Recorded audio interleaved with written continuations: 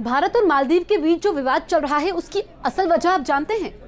असल वजह तो चीन है, ये तो आपको मालूम है, लेकिन मुस्लिम कट्टरपंथ भी एक बड़ी वजह है। बिल्कुल सही सुना आपने, क्योंकि जिस तरीके से चीन के मौजूदा राष्ट्रपति जो मुस्लिम विचारधारा से प्रेरित है, आपको याद होगा कि जब वो राष्ट्रपति बने तो उन्होंने अपनी पहली यात्रा तुर्की की, दूसरी यात्रा चीन की और जो विवाद इस वक्त चल रहा है इसमें फायदा चीन लेने की कोशिश कर रहा है और तो और पाकिस्तान भी लेने की कोशिश कर रहा है। बिल्कुल सही सुना आपको। थोड़ा बैकग्राउंड बताते हैं, फिर उसके बाद आगे ले चलेंगे। दरअसल जो लक्षद्वीप की तस्वीरें पीएम मोदी ने ट्वीट की थी कि भारत के लोग ज्यादा से ज्यादा लक्षद्वीप आए, यहाँ पर खूबसूरती है और लक्षद्वीप को आकर के एक नया टूरिस्ट स्पॉट बनाए। उसके बाद तुलना होती है मालदीव और लक्षद्वीप की, लेकिन यही बात लक्षद्वीप में जो तुलना होती है कि मालदीव से बेहतर है सोशल मीडिया पर, यह बात मालदीव के कुछ मंत्रियों को पसंद नहीं आती है। वो पीएम मोदी पर अपमानजनक टिप्पणी करते हैं। उसके बाद तो भारत सरकार भी हरकत में आती है और फिर मालदीव को अपने तीनों मंत्रियों को पद से हटाना पड़ता है। अब बात तो यहाँ खत्म नहीं होती है, क्योंकि जो मौजूदा राष्ट्रपति है मोइजू,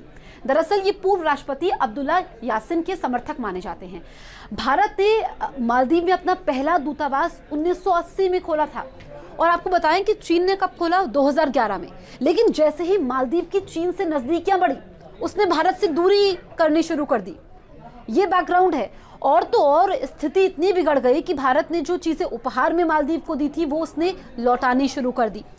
अब जो 2011 के बाद जो स्थिति रही, जब पूर्व राष्ट्रपति यासिन का कार्यकाल रहा, उस वक्त चीन ने ऐसा मकर जाल फैलाया कि फिर मालदीव फंसता ही गया। वहां पर तो विरोध भी शुरू हुआ, लोग सड़कों पे आ गए, क्योंकि आपको बताएं कि चीन ने जो मालदीव को कर्ज दिया है, मालदीव ऐसा तीसरा देश है दुनिया का जिस पर चीन का सबसे ज्यादा कर्ज है। ऐसे में जो उसकी अर्थव्यवस्था है उसके जीडीपी का 30% है।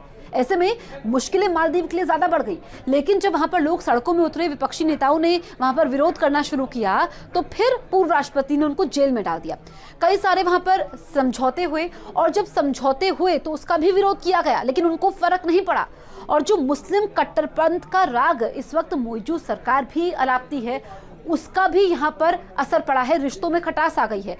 हालांकि मालदीव से भारत जो दोस्ती भारत की रही है दशकों पुरानी है, लेकिन नुकसान भारत को कुछ नहीं होने वाला है, क्योंकि भारत विकास के रास्ते पर तेजी से आगे बढ़ रहा है। नुकसान सिर्फ और सिर्फ मालदीव का है, हर लिहाज से मालदीव का नुकसान है। क्योंकि सबसे पहले मौजूदा सरकार का जो फैसला था, हमारी आर्मी मालदीव में तैनात थी लेकिन उसको लौटाने का आदेश दे दिया गया। तो एक के बाद एक ऐसे फैसले लिए गए जिससे ये मालूम चला कि वो भारत विरोधी है और चीन के हित में है।